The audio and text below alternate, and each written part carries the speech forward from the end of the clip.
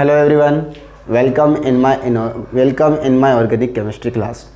Students, आज हम आपको आपकी सेकंड बुक का चैप्टर नंबर 9 हाइड्रोजन के बारे में डिस्कस करने जा रहे हैं। बच्चों, चैप्टर नंबर 9 बहुत छोटा सा चैप्टर है और बहुत सारे पार्ट इसके हटा भी दिए गए हैं थोड़े से, लेकिन हम आपको बता देंगे कि कौन सा हटाया है और कौन सा आपका है राजस्थान बोर्ड में।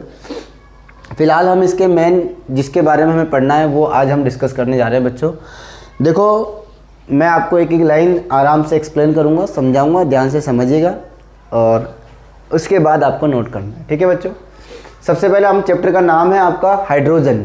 ठीक है, हम इस चैप्टर में हाइड्रोजन के बारे में पढ़ेंगे। तो सबसे पहली बात, सिंपलेस्ट इन नेचर, यानी कि प्रकृति में सबसे सरल जो तत्व है। जितने भी तत्व हैं, हिंदी मीडियम वालों के लिए हिंदी में बोल रहा हूँ और इंग्लिश मीडियम वालों के लिए इंग्लिश में बोल रहा हूँ, तो ध्यान से नोट्स बनाएंगे बच्चों मेरे लेक्चर के साथ। तो पहला जो पॉइंट होगा आपका सिंपलेस्ट इन नेचर, इसका मतलब कि प्रकृति में सबसे सरलतम तत्व हाइड्रोजन है। प्रकृति में सबसे सरलतम तत्व हाइड्रोजन है। ठीक है ना, तो सिंपलेस्ट एलिमेंट इन नेचर। ठीक है ना, जितने भी आपके एलिमेंट पीरियोडिक टेबल में गिवन है उनके अंदर सबसे सरल जो एलिमेंट है, जो सबसे सरल तत्व है वो है हाइड्रोजन। दूसरा, exist as a diatomic phase, यानी कि हाइड्रोजन जो है वो कभी भी सिंगल एटॉमिक फेज में एग्जिस्ट नहीं करता, यानी कि ये कभी भी एकल परमाणुवीय अवस्था में नहीं पाया जाता, ये हमेशा द्विपरमाणुवीय अवस्था में पाया जाता है, डाई एटॉमिक फेज में पाया जाता है। इसलिए हाइड्रोजन H नहीं लिखा जाएगा बल्कि H2 लिखा जाएगा। ठीक है, तो exist as a diatomic, यानी कि H2 जिसको हम डाई हाइड्रोजन भी कहते हैं। तो बच्चों इसे हम डाई हाइड्रोजन ही कहते हैं, इसलिए कहते हैं क्योंकि कभी ये सिंगल एटॉमिक फेज में एकल परमाणुीय अवस्था में नहीं पाया जाता है। ठीक है, अगली line, first element in periodic table. पूरी पीरियोडिक टेबल का ये फर्स्ट एलिमेंट है, ध्यान रखना, पूरी आवर्त सारणी का यह प्रथम तत्व है, फर्स्ट एलिमेंट इन टेबल। अब जब फर्स्ट एलिमेंट है टेबल के अंदर, तो अब इसको टेबल में रखा कहाँ जाता है, इसके बारे में बच्चों आज तक भी डिस्कशन चलता आ रहा है। इसलिए बहुत सारी बातें हैं जो इससे कोरिलेट होती हैं, जो इससे संबंधित होती हैं, तो उन सभी बातों को ध्यान में रखकर इस हाइड्रोजन विचारे को बिल्कुल अलग रख दिया गया है आजकल की पीरियोडिक टेबलों में। तो हम देखते हैं क्या क्या खासियत है इसकी। सबसे पहले मैं बात करता हूँ अकॉर्डिंग टू इलेक्ट्रॉनिक कॉन्फ़िगरेशन। अगर हम इसका इलेक्ट्रॉनिक कॉन्फ़िगरेशन देखें, यानी कि इसके इलेक्ट्रॉनिक विन्यास के आधार पर, अब इसके इलेक्ट्रॉनिक विन्यास के आधार पर इसका इलेक्ट्रॉनिक विन्यास होता है 1s1।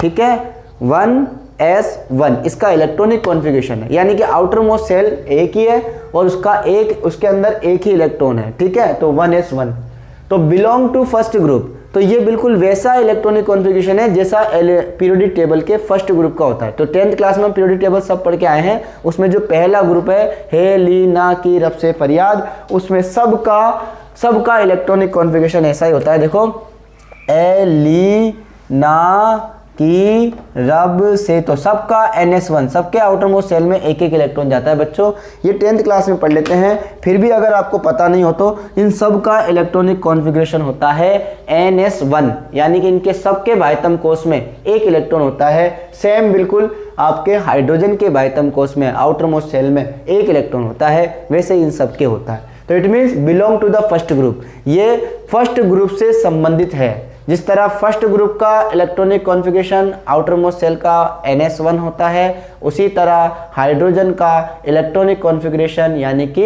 इलेक्ट्रॉनिक विन्यास कितना होता है, 1s1 होता है। Electronic configuration. ठीक है, अब हम बात करते हैं सेकंड पॉइंट। सेकंड पॉइंट क्या कहता है बच्चों, लाइक हेलोजन, हेलोजन के समान। किसके समान, ये तो था अपना फर्स्ट ग्रुप को बोलते हैं एल्केलाई मेटल। तो एल्केलाई मेटल के समान तो इलेक्ट्रॉनिक कॉन्फ़िगरेशन हो गया। अब हम हेलोजन की बात कर लेते हैं। हेलोजन आता है 17वां ग्रुप, तो लाइक हेलोजन NH2NP5। हेलोजन का इलेक्ट्रॉनिक कॉन्फ़िगरेशन होता है बच्चों, इलेक्ट्रॉनिक विन्यास होता है NH2NP5। कई बच्चे सोच रहे होंगे ये N क्या है। N बच्चों आवर्त की संख्या होती है। N किसकी संख्या होती है, आवर्त की संख्या। एक बच्चों मेरी बात को एक बात ध्यान रखना कि 10th क्लास में ही हम पढ़ते आ रहे हैं कि आधुनिक आवर्त सारणी यानी कि मॉडर्न पीरियोडिक टेबल में 7 पीरियड होते हैं, यानी कि 7 आवर्त होते हैं। ठीक है, 7 आवर्त होते हैं, 18 ग्रुप होते हैं, उन्हीं की बात हो रही है। तो जो आवर्त की संख्या होती है वो है n। तो जो हेलोजन एटम होते हैं उनका बाह्यतम कोश का सबसे आउटर मोस्ट सेल का जो इलेक्ट्रॉनिक कॉन्फ़िगरेशन, जो इलेक्ट्रॉनिक विन्यास होता है वो होता है NS2 NP5, ये 17वां ग्रुप होता है। तो NP5 यानी कि एक इलेक्ट्रॉन और ग्रहण कर ले तो ये 18वें ग्रुप यानी कि आपके अक्रिय गैसों वाला ग्रुप बन जाएगा। हीलियम, नियोन, आर्गन, क्रिप्टॉन, इनको हम अक्रिय गैसें कहते हैं। जो लास्ट में ग्रुप होता है ना खड़ा, जो लास्ट में पीरियोडिक टेबल में खड़ा ग्रुप होता है, helium, neon, argon, krypton, xenon, radon आती हैं, उसके अंदर केवल एक इलेक्ट्रॉन की कमी होती है। इसमें अगर इसमें एक इलेक्ट्रॉन मिल जाए तो ये 18वां बन जाता है। इट मीन्स अगर हेलोजन एक इलेक्ट्रॉन एक्सेप्ट कर लें, एक इलेक्ट्रॉन ग्रहण कर लें तो ये किसके समान बन जाती हैं? अक्रिय गैसों के समान, इनर्ट गैस के समान बन जाती हैं। ठीक है, तो बच्चों वैसे ही तो मैं यहाँ इंग्लिश में लिख रहा हूँ, it is short by 1 electron, इनमें एक इलेक्ट्रॉन की क्या होती है? कमी होती है। To corresponding noble gas configuration, noble gas, inert gases को बोलते हैं नोबल गैस कॉन्फ़िगरेशन। तो नोबल गैस कॉन्फ़िगरेशन के समान, ठीक है ना, इट इज शॉर्ट बाय 1, एक इलेक्ट्रॉन की कमी होती है किसके जैसे होने में? नोबल गैस कॉन्फ़िगरेशन प्राप्त करने में इनमें केवल एक इलेक्ट्रॉन कमी होती है। किन में? हेलोजन में। तो अब हम हाइड्रोजन की बात कर लें। हाइड्रोजन का इलेक्ट्रॉनिक कॉन्फ़िगरेशन होता है 1s1, अगर वो भी एक इलेक्ट्रॉन एक्सेप्ट कर ले तो उसका हो जाएगा 1s2 जो कि हीलियम के जैसा हो जाएगा, और हीलियम इनर्ट गैस है। इट मीन्स जिस प्रकार हेलोजन एक इलेक्ट्रॉन एक्सेप्ट करके नोबल गैस कॉन्फ़िगरेशन ऑब्टेन करती हैं, उसी तरह हाइड्रोजन भी एक इलेक्ट्रॉन एक्सेप्ट करके नोबल गैस कॉन्फ़िगरेशन ऑब्टेन करता है। तो इट मीन्स ये हेलोजन की भी समान हो गया। ऊपर मैंने बताया था एल्केलाई मेटल फर्स्ट ग्रुप के समान, और इधर बता रहा हूं मैं 17वें ग्रुप के समान, 17 ग्रुप के समान। तो अब कंफ्यूजन है कि हम इसको फर्स्ट ग्रुप में रखें या 17 ग्रुप में रखें। देखते हैं आगे और इसके अंदर क्या क्या समानता होती है, सिमिलरिटीज होती है। अगला पॉइंट है लाइक एल्केलाई मेटल। अब हम मेटल वापस एल्केलाई मेटल पे आते हैं, फर्स्ट ग्रुप पर आते हैं। लाइक एल्केलाई मेटल, क्षारीय धातु, एल्केलाई मेटल का मतलब होता है क्षारीय धातु, क्षारीय धातु के समान, जो कि विच लूज 1 इलेक्ट्रॉन, जिस प्रकार क्षारीय धातु एक इलेक्ट्रॉन लूज करती है, निकालती हैं और धनायन बनाती हैं, एंड फॉर्म यूनिपॉजिटिव आयन, एकल धनायन बनाती हैं। देखो सोडियम, हेलिना, लिथियम, ये सब एक इलेक्ट्रॉन निकालते हैं, Li+ बनाते हैं। सोडियम एक इलेक्ट्रॉन निकालता है, Na+ बनाता है। तो जिस प्रकार क्षारीय धातु एक इलेक्ट्रॉन त्याग कर एकल धनायन बनाता है, उसी प्रकार हाइड्रोजन भी एक इलेक्ट्रॉन को त्याग कर एकल धनायन यानी कि H+ बनाता है। तो like alkali metal which lose 1 electron and form unipositive ion, ठीक है ना, क्षारीय धातुओं के समान एक इलेक्ट्रॉन त्याग कर यह एकल धनायन बनाता है। हिंदी में बोल दिया है, लिख लेना। लाइक हेलोजन, अब हेलोजन की बात करते हैं, ये एल्केलाई मेटल की, मतलब एक मैं क्षारीय धातु समानता दर्शाता हूं, फिर उसके बाद हेलोजन से। इट मीन्स ये दोनों से किस प्रकार समानता दर्शा रहा है वो बात मैं यहाँ पर आपको समझा रहा हूँ। फिर देखिए लाइक हेलोजन, अब हम हेलोजन की बात करते हैं कि हेलोजन के समान विच गेन 1 इलेक्ट्रॉन, जिस प्रकार हेलोजन एक इलेक्ट्रॉन गेन करता है and form uninegative ion और एकल ऋणायन बनाता है। देखो हेलोजन क्या करती है, एक इलेक्ट्रॉन ग्रहण करती है तो एकल ऋणायन बनता है, जैसे F-, Cl-, fluoride, chloride, iodide, bromide पढ़ा होगा आपने। फ्लोरीन ने एक इलेक्ट्रॉन ग्रहण किया, F- बन गया। क्लोरीन ने एक इलेक्ट्रॉन ग्रहण करा, Cl- बन गया। ब्रोमीन ने ग्रहण किया, Br- बन गया। एक इलेक्ट्रॉन एक्सेप्ट करना। तो उसी प्रकार हाइड्रोजन भी एक इलेक्ट्रॉन एक्सेप्ट करके गेन करके यूनि नेगेटिव आयन यानी कि एकल ऋणायन बनाता है H-। तो हाइड्रोजन H+ बनाता है क्षारीय धातु के जैसा, H- बनाता है हेलोजन के जैसा, 17वें ग्रुप के जैसा।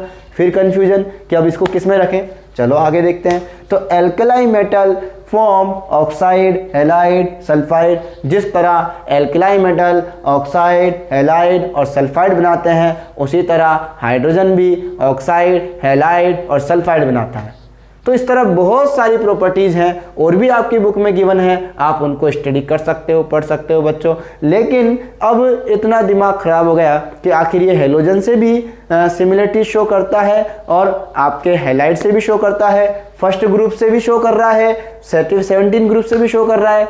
इसकी physical chemical property first group के जैसी भी है और 17 की जैसी भी है, तो इसको कहाँ रखें? तो रिजल्टेंट देखिए, रियल पोजीशन बता रहा हूँ मैं आपको अब, placed separately in the periodic table. तो सब परेशान हो गए और लास्ट में ये तय हुआ कि भाई हम हाइड्रोजन को बिल्कुल सेपरेट रखेंगे। इसीलिए पीरियोडिक टेबल में बच्चों, जब हम पीरियोडिक टेबल बनाते हैं या जब आप पीरियोडिक टेबल लेकर आओगे मार्केट से, आजकल की नई जो टेबल्स आ रही हैं उनमें हाइड्रोजन को यहाँ लिखा जाता है बिल्कुल सेपरेट। ठीक है, हाइड्रोजन को बिल्कुल सेपरेट रखा। लेकिन अगर कोई कहे ये कौन से ग्रुप का है, तो ग्रुप की अगर हम बात करें तो इलेक्ट्रॉनिक कॉन्फ़िगरेशन के बेस पर हम इसको यहाँ मानते हैं, यानी कि फर्स्ट ग्रुप का मानते हैं। ठीक है बच्चों, लेकिन इसकी पोजीशन पीरियोडिक टेबल में जो है वो बिल्कुल सेपरेट है। ओके बच्चों, तो ये हाइड्रोजन के इतिहास के बारे में है, हाइड्रोजन की बेसिक प्रॉपर्टीज़ के बारे में है। अब हम बात करते हैं इसको बच्चों, आप अपने जो आपकी बुक है एनसीईआरटी की बुक, वहाँ से आप एक एक लाइन्स के इसको नोट्स बना सकते हैं और इसको समझ सकते हैं। ठीक है बच्चों, चलिए अब हम बात करते हैं डाई हाइड्रोजन। मैंने बोला था कि हाइड्रोजन एग्जिस्ट करता है H2 यानी कि डाई एटॉमिक फेज में, इसलिए इसको हम डाई हाइड्रोजन बोलते हैं। याद रखोगे बच्चों, हाइड्रोजन कभी भी सिंगल एटॉमिक फेज, एकल परमाणु अवस्था में नहीं पाया जाता है। ठीक है, अब हम बात करते हैं डाई हाइड्रोजन। सबसे पहले आता है अक्रेंस। अक्रेंस मतलब इसकी प्राय ये कितना पाया जाता है, कहाँ पर कितना पाया जाता है।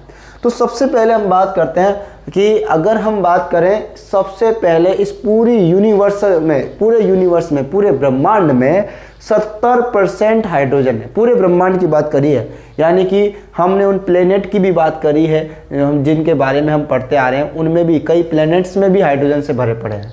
वो भी मैं आपको बता देता हूँ, जैसे जुपिटर है, सैटर्न है, शनि और बृहस्पति जिसको आप बोलते हो, तो वो आपका बच्चों जुपिटर और सैटर्न ये दो प्लेनेट है जिनमें हाइड्रोजन भरी पड़ी है। ठीक है, तो most abundant element in universe, सर्वाधिक पाया जाने वाला पूरे ब्रह्मांड में वो है आपका हाइड्रोजन। कितना परसेंट? 70%। ठीक है, अर्थ क्रस्ट पर थोड़ा कम होता है, लेकिन ये कंबाइंड होने की प्रॉपर्टी रखता है, जिसकी वजह से कई लिविंग टिश्यूज़ हम बात करेंगे, जैसे कि प्लांट एंड एनिमल टिश्यू के अंदर ये अलग अलग फॉर्म में पाया जाएगा बच्चों। 15% के समथिंग ये अर्थ क्रस्ट पर होता है। तो कार्बोहाइड्रेट्स, प्रोटीन्स, जितने भी है कार्बोहाइड्रेट, प्रोटीन, उनके अंदर हाइड्रोजन प्रेजेंट होता है बच्चों। किसी ना किसी फॉर्म में ये बाइंड होकर, बॉन्ड बनाकर, और ये आपको हर चीज़ में मिल जाएगा। ठीक है, तो अब हम बात करते हैं बच्चों आइसोटॉप्स की। What is isotopes? सबसे पहले तो डेफिनेशन आती है, what is the definition of isotopes? होता क्या है आइसोटॉप्स? ठीक है ना, the element which has same atomic number but different in atomic मास। तो वो एलिमेंट जिनका एटॉमिक नंबर सेम हो, परमाणु क्रमांक समान हो, लेकिन परमाणु भार यानी कि परमाणु द्रव्यमान अलग अलग हो, उन्हें आइसोटॉप यानी कि समस्थानिक कहते हैं। हिंदी में समस्थानिक कहते हैं। वे तत्व जिनका परमाणु क्रमांक समान परंतु परमाणु भार अलग अलग हो, उन्हें हम समस्थानिक कहते हैं। तो the element which has same atomic number but different in atomic mass. देखो 1 2 3 this is the atomic mass and 1 1 1 this is the atomic number. तो atomic number same but atomic mass are different. और H ये symbol है hydrogen का। तो बच्चों hydrogen के 3 isotopes होते हैं, और जिसने इसके बारे में सबसे पहले बताया, जिसने आइसोटॉप्स के, हाइड्रोजन के आइसोटॉप्स के बारे में बताया, उस साइंटिस्ट का नाम है हैरोल्ड सी यूरे। इस साइंटिस्ट को नोबेल प्राइज दिया गया था इनके आइसोटॉप्स के लिए। ठीक है, तो 1H1 1H2 1H3 इस तरह हाइड्रोजन के 3 आइसोटॉप्स होते हैं, 3 समस्थानिक होते हैं। पहले आइसोटॉप की बात करेंगे, इसका नाम है बच्चों प्रोटियम। दूसरे आइसोटॉप का नाम है ड्यूटीरियम। तीसरे आइसोटॉप का नाम है tritium. Protium, deuterium, tritium. 3 isotopes hydrogen के होते हैं। अगर नेचुरल अबंडेंस इनकी देखें, प्रायिकता कौन कितना पाया जाता है, अकरेंस का मतलब होता है पाया जाना, तो बच्चों प्रोटियम इस अर्थ पर सबसे ज़्यादा होता है, यानी कि सबसे ज़्यादा जो काम आता है, सबसे ज़्यादा जो हाइड्रोजन रिएक्शन में इनमें काम आता है, सबसे ज़्यादा जो हाइड्रोजन हमारे अर्थ पर होता है वो होता है 99% ऑन अर्थ क्रस्ट। कौन सा? प्रोटियम।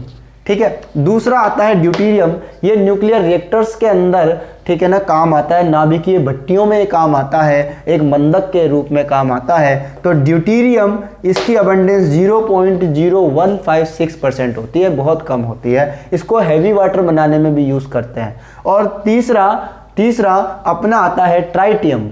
तीसरा आता है ट्राइटियम, इनको शॉर्ट में PDT भी बोलते हैं बच्चों। तो तीसरा आता है ट्राइटियम, जिसकी अबंडेंस सबसे कम है, जिसका पाया जाना सबसे कम है, 10⁻⁻15% ये होता है। ठीक है बच्चों, परसेंट। अब हम बात करते हैं बच्चों method of preparation of di hydrogen. देखो डाई हाइड्रोजन को कैसे बनाते हैं, 2 मेथड हैं, एक तो लेबोरेटरी मेथड और एक होता है कमर्शियल मेथड।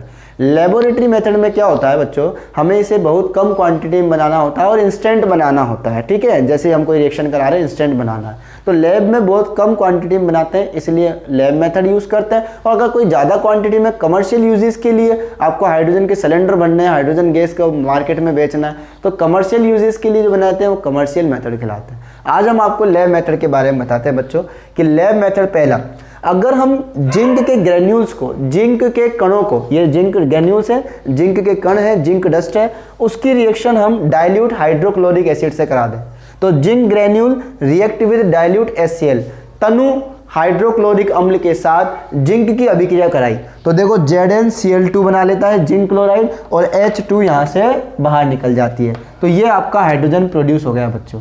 तो अगर जिंक को हम डाइल्यूट HCl में डालेंगे, ये मैंने टेस्ट ट्यूब ली, डाइल्यूट HCl मैंने लिया, उसमें थोड़ा सा जिंक का टुकड़ा डाल दिया, जो गैस निकलेगी that is the hydrogen gas. अच्छा, इस एक्सपेरिमेंट को हम 10th क्लास में भी करते हैं कि H2SO4 लेते हैं डाइल्यूट, और उसके अंदर हम, यानी कि कोई भी एसिड ले सकते हो आप बच्चों, H2SO4 लिया और जिंक का टुकड़ा डाला, बुलबुले से गैस निकलती है, बबल्स निकलते हैं, और फिर वो जो गैस निकलती है उसको दूर ले जा करके पाइप के थ्रू, और उस माचिस की तीली या तो एक पॉप साउंड जनरेट होता है, that is the hydrogen gas. ये हमने 10th क्लास में भी एक्सपेरिमेंट किया था, ये वही एक्सपेरिमेंट है। तो जो बबल निकलते हैं, या फिर जो माचिस की तीली या कोई भी मोमबत्ती या कैंडल आप उस बबल के पास लेके जाओगे, तो एक पॉप साउंड जनरेट होता है, फटफट की आवाज़ आती है, उसे ही हम बच्चों हाइड्रोजन गैस कहते हैं, क्योंकि वो जलने पर एक पॉप साउंड जनरेट करती है। ठीक है, तो हाइड्रोजन गैस का पता लगाने के लिए हम ऐसा कर सकते हैं।